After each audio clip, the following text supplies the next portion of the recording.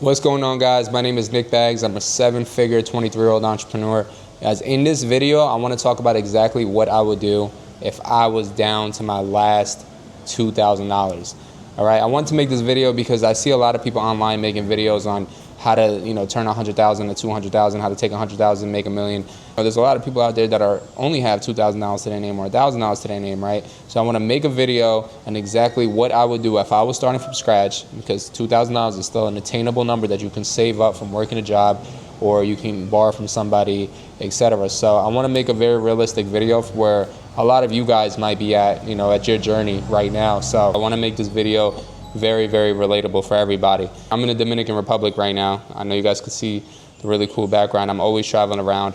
And also, guys, a lot of my videos have been super raw, uncut. I just want to be able to talk to you guys, relate to you guys, come from an understanding perspective, because I've been where a lot of you guys are at before.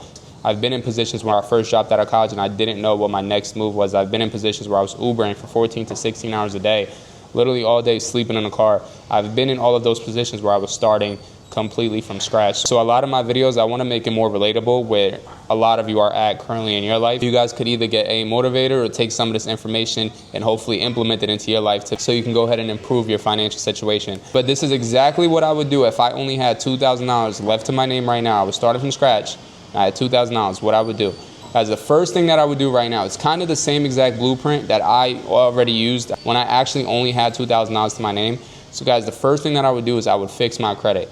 All right, credit is probably the fastest way that you can get access to $100,000 or $50,000 if you don't have money saved up. You don't need money saved up if you have a good credit profile. It's not just about your credit score, but it is about your credit profile. So you want to make sure your credit profile is in position to get funded when you're going to a lender and you're asking for any type of credit.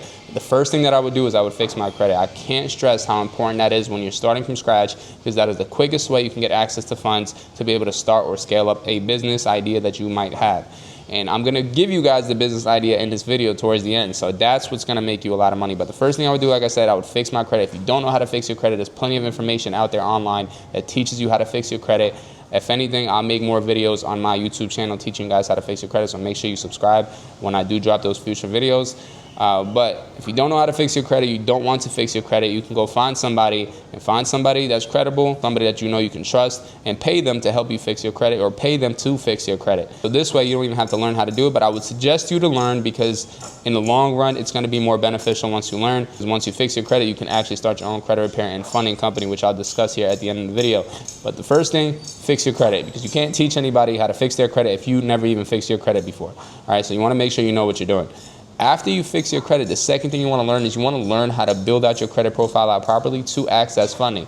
All right, it's not just about your credit score, as I just mentioned, it's about your credit profile. It's a very specific method to building your credit profile out properly to maximize the amount of funding that you can get, especially when you're going for your first round of funding.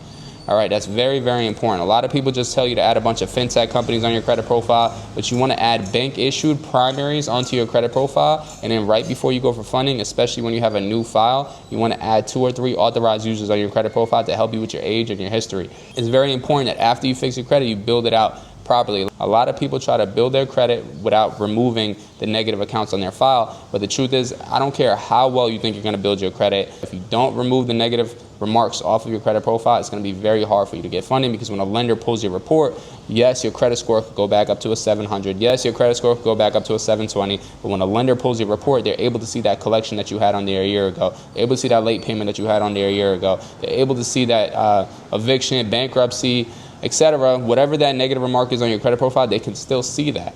And that's going to hinder you from getting the max amount of funding that you're looking to get. And we don't want anything stopping us. We don't want any denials right now, especially when we're starting from scratch. We have nothing but time on our hands to put our focus on fixing our credit and building our credit profile out properly. What does a fundable credit profile look like? I would suggest anybody that's looking for funding to have at least 4 to 6 primaries on their credit profile. All right, primary accounts. That's any accounts that you are the primary user on. That could be a mixture of revolving lines of credit, installment loans, or anything like that. So that's what I would focus on doing. There's plenty of companies out there that help with that. Some of the best installment loan primaries that you can go ahead and get is Credit Strong. I love Credit Strong because it is a bank issued primary. So it's not really a fintech company. When it shows up on your credit profile, it's backed by a bank. I think it's a bank in Delaware, if I'm not mistaken, but it is backed by a bank, so it will show up as a bank-issued installment loan on your credit profile. So Credit Strong is really good. A lot of credit unions have some other really good primaries, like Navy Federal has a lot of credit builders. Navy Federal has the Navy Federal Pledge Loan. There's another one called DCU Credit Union. DCU has a lot of good credit builder loans that will help you build your credit. And you can also go ahead and start off and get a secure card. All right, secure cards are bank issued. It helps you not only build a relationship with that particular institution, and you want to be strategic on which secure card you get. Navy Federal has a really good one. Not only does it help you build a relationship with that specific institution, but it also helps you build up credit history. So when you go for funding with another bank, it makes it a lot easier for them to issue you out funding, especially when you build that history, right? For example, let's say Navy Federal gave you a $20,000 loan in the past. And on your credit profile, it shows that you can manage that loan. It makes it a lot easier for another institution to look at that loan and say, okay, well, he's managed that $20,000 very well. It's a very good chance that he will pay us back too. What do you think the next bank will do? It makes it a lot easier for them to give you funding now that they've seen that you have credit history with that particular institution. After you build out your credit profile out properly, you want to do a funding sequence.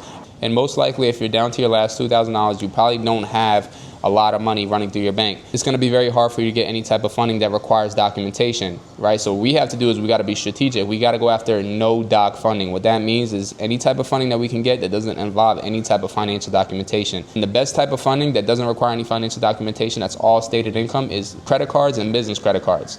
All right, so if you want to go ahead and get business credit cards, before you can get business credit cards, you need to go ahead and stack personal. Most institutions are going to require the personal guarantee any business credit. Most banks won't give you true corporate credit, especially if your business is not at least 2 years old and is not generating at least $1 million to $2 million a year. Because most banks will not trust that your business could stand on its own yet, so they want somebody to co-sign and be liable for any of the unpaid debt. So that is where you're going to personal guarantee any type of business credit that you're looking to get.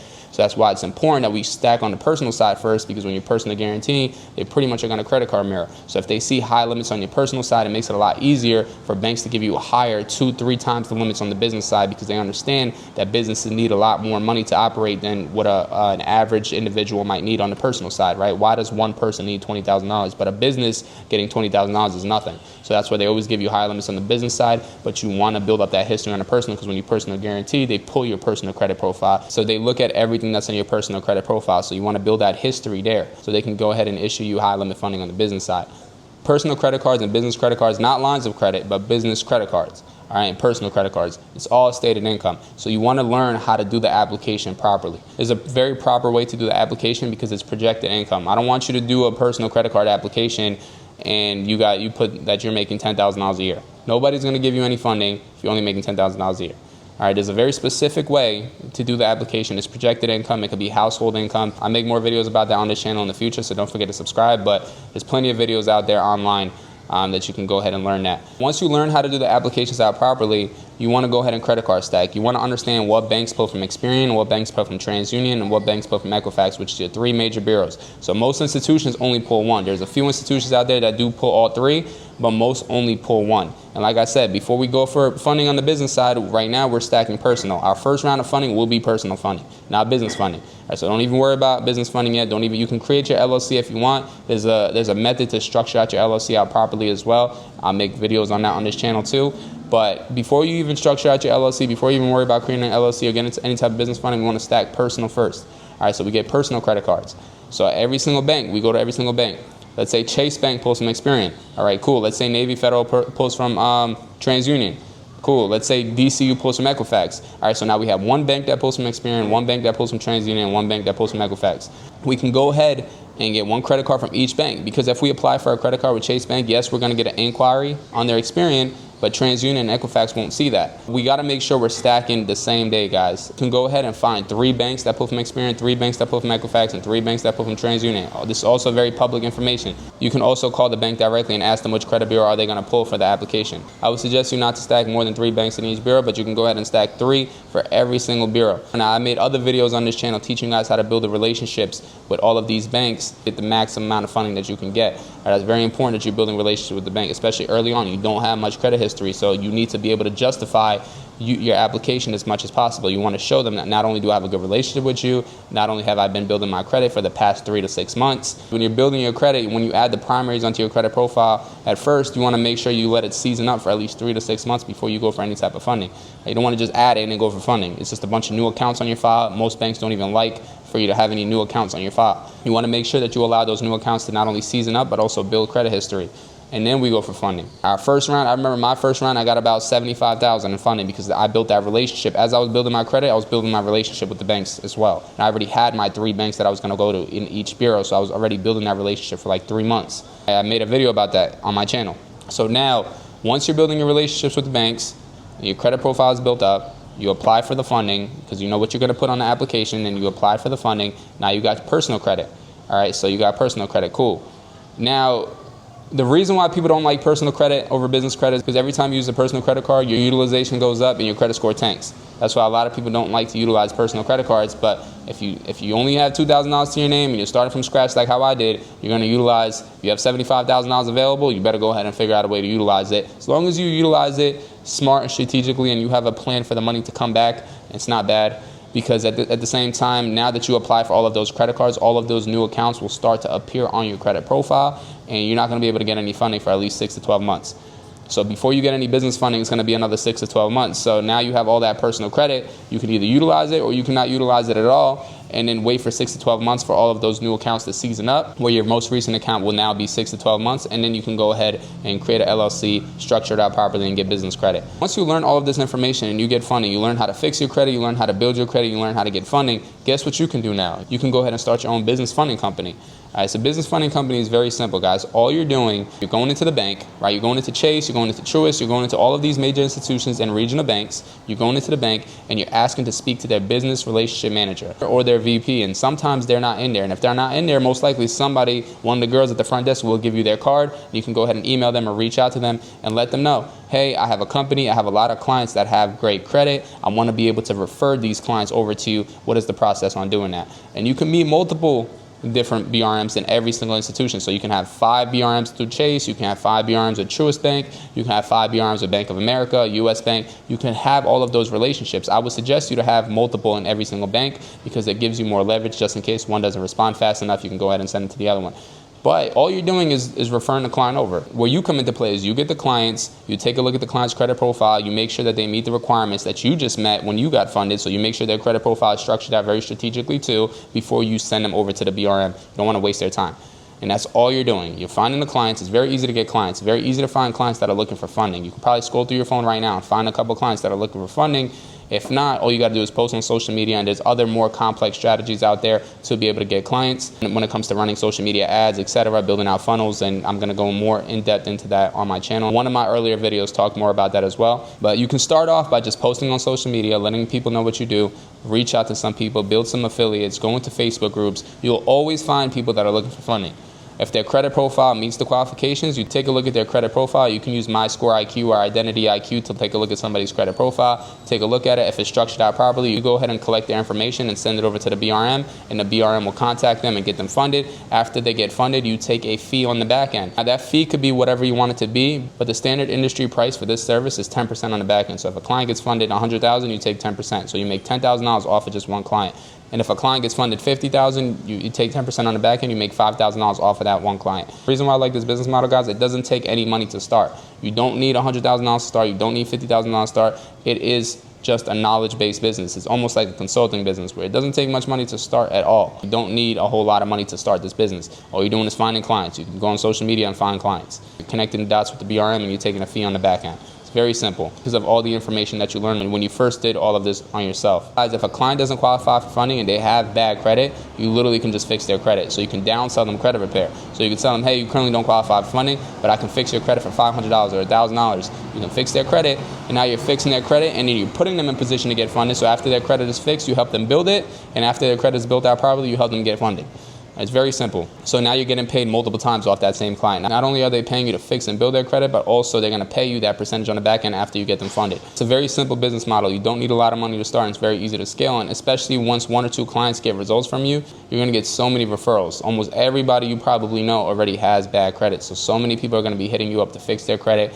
and then there's going to be so many people that you fund that are going to be hitting you up, because business owners know business owners. There's going to be so many people that you funded in the past that are going to refer their friends and family members over to you, so you can go ahead and fund them and then take that percentage on the back end. But what I would do is I would double down on this model and scale it all the way until I save up $100, $200, $300, $400, $500,000. And once you save up that kind of money, you can go ahead and start building out systems. You can go ahead and start building out teams to be able to scale and grow even larger. Guys, the same exact business model has made me multiple seven figures online at 23 years old, traveling the world, online, doing whatever I want to do. I made about $250,000 on my own, just doubling down and hustling. But then when I built out a team and when I built out the proper systems and I started leveraging social media ads, Facebook ads, building out funnels, building out type forms, that's all higher level stuff that you guys don't. I don't even want to confuse you guys and go too much in depth on this video, because I know most of you that are watching this video are probably down to your last $2,000, $3,000. Building out teams and building out systems does take money, and you don't even need to worry about that. I don't want to confuse you guys. Just focus on hustling. Focus on learning the system. Focus on learning the business model. Later on, you can go ahead and start building out systems and teams, and I'll make more videos